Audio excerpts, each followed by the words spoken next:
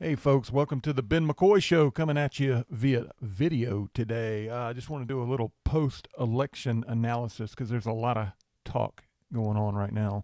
We're still counting votes in Nevada and in Arizona, so we don't really know what the final count's going to be in the Congress, who's going to control the Senate especially. It looks like the Republicans will barely scrape by with the House, and the Senate, we're not going to know for quite some time. You've been watching all this. You're aware. The runoff in Georgia is going to happen. I think that's looking good for Walker because they had a Libertarian candidate that was in the race. And typically, in a runoff, most of the Libertarian votes should go to the Republican. But this is not a typical election, so we can't count our ducks. And speaking of an atypical election, this was very interesting. A lot of Democrats are taking a victory lap, Joe Biden being among them, and counting this as a major victory for Democrats. And I mean, how bad does your party suck when, hey, we just got beaten by a little bit, and that's a victory lap? What happened was the Republican strategist, the brain trust behind the GOP machine, completely oversold this election. And this red wave, red tsunami thing, that was a fabrication. And people, and I bought into it. I'll admit it right now, because these last couple of years have been miserable under Joe Biden. And I assumed, as I'm sure many other people did, that it's been miserable for everybody. Gas price, I mean, everything, the economy, inflation, losing our status in the world, and bumbling of Afghanistan. I mean, it goes on and on and on and on. It's just been miserable. COVID, I mean, among one of the top things. And so I figured, this is going to be a gigantic backlash against the Biden administration and the Democrat Party in general, and it didn't really turn out that way. And you got to really kind of wonder why. It wasn't that people went to the polls and said, I like Democrats, and therefore I'm going to vote Democrat. If you look at what happened, is incumbents did very well in both parties. People went to the polls and they said, yeah, I don't like the way the direction of the country's going, but it's your guy, not my guy. I'm going to keep my guy. And that's what everybody did, basically. I like my guy. I'm going to keep my guy. And since the Democrats maintain control of both houses of Congress, you ended up getting a lot of Democrats reelected that the Republican brain trust thought was going to get flipped over to the GOP. And that, of course, didn't happen. So people tended to stay with the incumbent. And that was in both parties. There were a couple seats that were flipped on both sides. There were Republican seats flipped to Democrat. The biggest example, of course, being the Dr. Oz and Fetterman race, which was a big shocker. Because, Fetterman, let's face it, I call him Mr. Potato Head. He's got problems. This guy, he needs to be at home under some serious medical care, I think, instead of in one of the most powerful positions in the world. And Dr. Oz, I thought, was a great candidate. He's got a little bit of baggage, but nothing like Fetterman. What I heard was that a lot of people in Pennsylvania viewed Oz as kind of the outside carpetbagger coming into Pennsylvania. I think he's from Jersey originally, and not really being one of them. Is that important? It shouldn't be. Hillary Clinton was a major carpetbagger in the state of New York back when she first showed up there and became a senator and all that. I think we got bigger problems than to worry about who is from where and all that. But in a lot of the exit polling, it actually showed that to be the case. I feel like Fetterman's one of me. It's like more like me, and Dr. Oz is some guy I know from TV, but I don't know as a Pennsylvanian sort of thing. And that, I think that's silly, but and I don't know if that's the major cause of what took place in that race. I just heard some of that, and some of that showed up in the exit polling in Pennsylvania. So say what you will about that. I think there's a lot of autopsy that needs to be done in that race to find out exactly what went wrong, because, it looked like a lock. Fetterman, this guy's a walking disaster. And Dr. Oz, everybody's always loved on TV. Seems like a nice guy, very well polished. who knows? Some people are saying it's the Trump effect, that the Trump getting behind him as much as he did. The Trump brand has been damaged. I'm just relaying what I've heard. I'm not saying I buy into this, but that the Trump brand has been damaged, and the Trump endorsement of that race actually hurt Oz. And I don't think you can really go with that. I think that's an oversimplification, because there was other races across the country that Trump endorsed, and they did very well. So I don't think that is as much of a factor as people think that it is. And then of course you got Florida that just went red. And you got to kind of wonder why.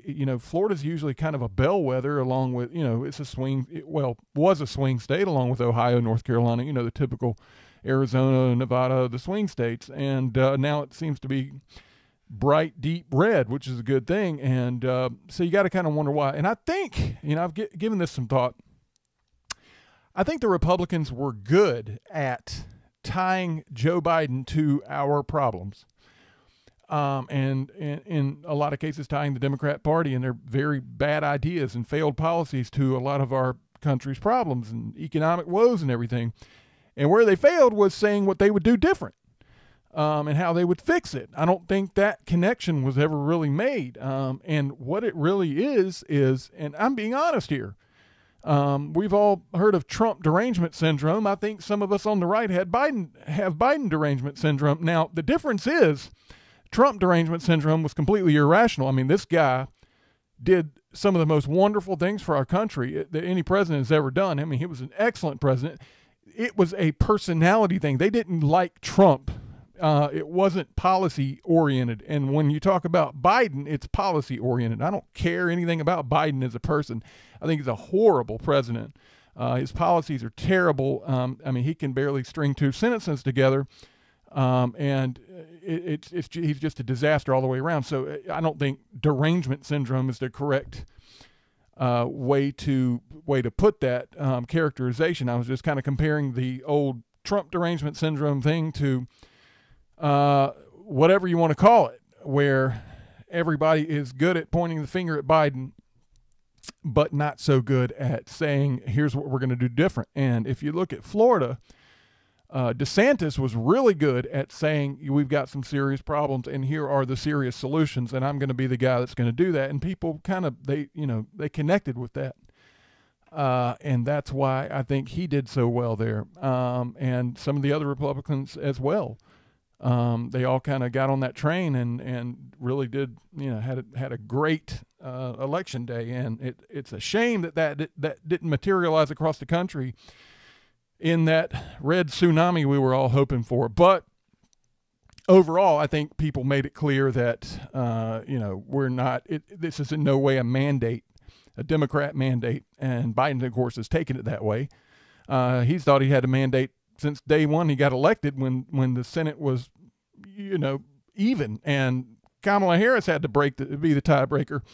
And the Democrats had a narrow majority in the House. So, things are going to pretty much look like they did day before Election Day, I think, for a while.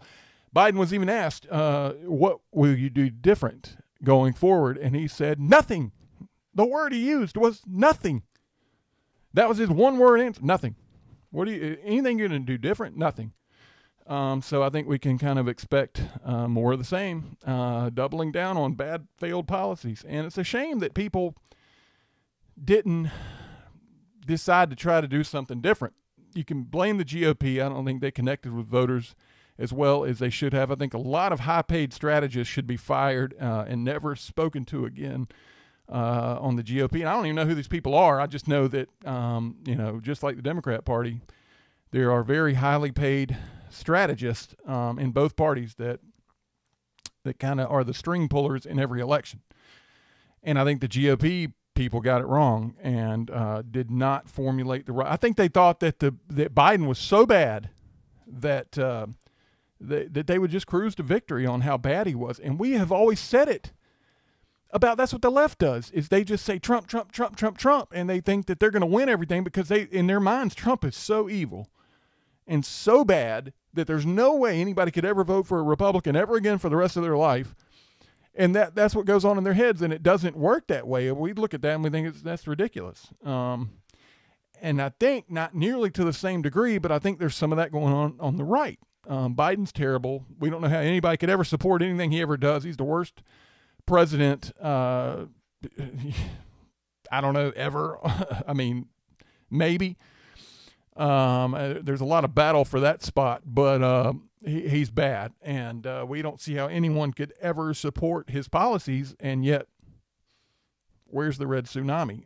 And it is interesting that in the exit polling that Fox News did, in particular, found that 75+% of the country of the voters said that the country's headed in the wrong direction.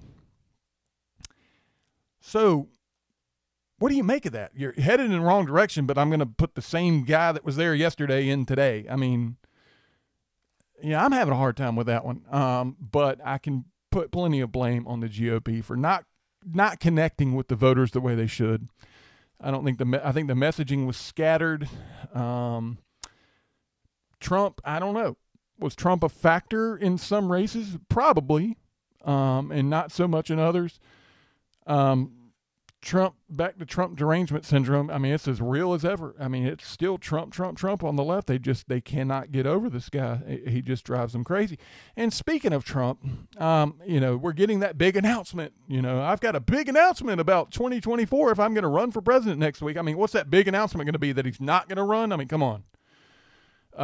So I think we're looking at that materializing next week. On the 15th, I believe, he's going to make his big announcement about the election in 2024.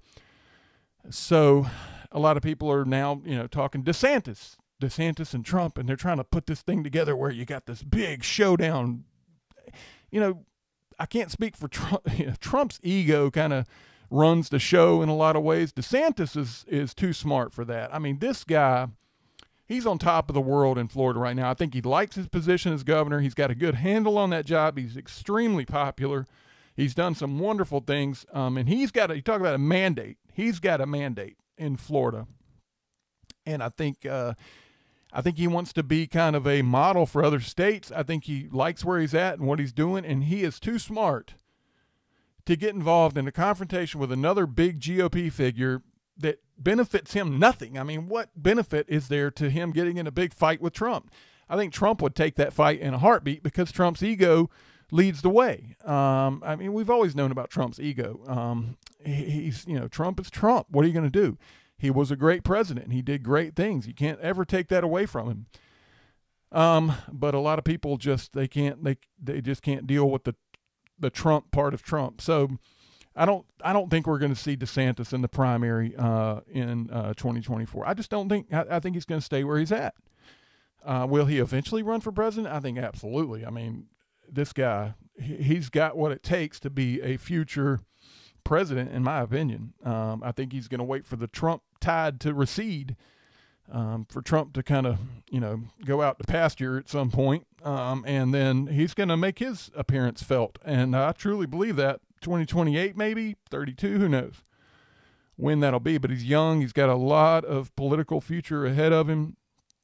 But the media wants it so bad they can't stand it. They want to see this Trump DeSantis showdown, because what they want more than anything is a GOP meltdown. Let's face it, they just want complete chaos within the GOP so that they can just cruise to victory amid the rubble that is the GOP. And DeSantis is way too smart for that. Now, will there be another figure that pops up and goes head-to-head with Trump and it becomes this big thing? Who knows? But right now, there's no other rock star that I can name in the party, really, other than DeSantis. So that'll be interesting to see how that pans out. What else? Got some races still outstanding. I thought it was funny that, Carrie Lake and Katie Hobbs, the governor's race in Arizona. Katie Hobbs is the Secretary of State in Arizona. Secretary of State oversees elections in every state. She's running for governor. She's overseeing the very election that she is running in, and nobody ever had a problem with that. Apparently, that was never brought up as a potential conflict of interest.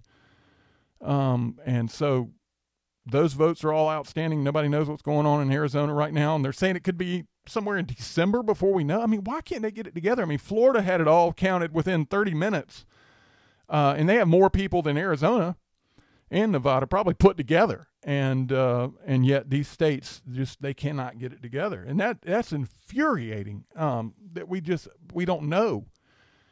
Because the whole balance of power is waiting on these states to figure out what they're doing. And of course, Georgia, but that's a runoff, and we got to see. And it probably will come down to that one race to decide, where it's going to shake out. I think that, what's his name, the Democrat in Arizona, is probably gonna win that one. But I'm thinking that the Republicans might pull it out in the other Senate races, and I think Herschel Walker is going to win that runoff. I'm going to go ahead and make that prediction. I don't know, but I hope so. I love Herschel. I was a Herschel Walker fan back when I was 5, 6, 7 years old. I had a Herschel Walker football. I just always loved Herschel Walker. I thought he was just one of the greatest to ever step on a football field, and I've just always loved him as a man. All my life, I've been a huge Herschel Walker fan, and I was really excited that he was running for Senate. And so I'm big time behind Herschel, and I hope he can do it. So where are we at today? We don't really know. It's all up in the air. But Biden is he's more out of touch than ever right now. He thinks he's got a mandate. He thinks since the red tsunami didn't materialize, that that everybody's on the Biden train and that he can do whatever he wants. And a lot of Democrats are, kind of agreeing with that. The media is taking a victory lap every day. Just because the red tsunami that the strategist said would happen didn't happen. That doesn't mean you have a victory on the other side. That just means that the Republican victory was smaller than we thought. I mean, we thought it was going to be a 3-touchdown victory, and maybe a field goal, but it's still a victory. And you look like an idiot being the loser running around doing a victory lap. So I don't think that, people, I think the country is sick of Democrats and their policies. But I think they're sick of politicians in general. I know I am. So I'm glad this election season's over. I'm looking forward to 2024. Not ready to get all 2024 into it right yet. I'm ready to take a break from all this for a little bit. But, we're just going to have to hold our breath and see how it all shakes out in the end. And hopefully the GOP will take control of both houses of Congress and hopefully bring some sanity or something close to sanity back to Washington. I don't know if that's possible, but we'll have to see. But that's what I got, folks. I just wanted to bring it to you via video today and share my thoughts. Let me know what you think in the comments, and we'll see you later on the Ben McCoy Show. Thanks. God bless.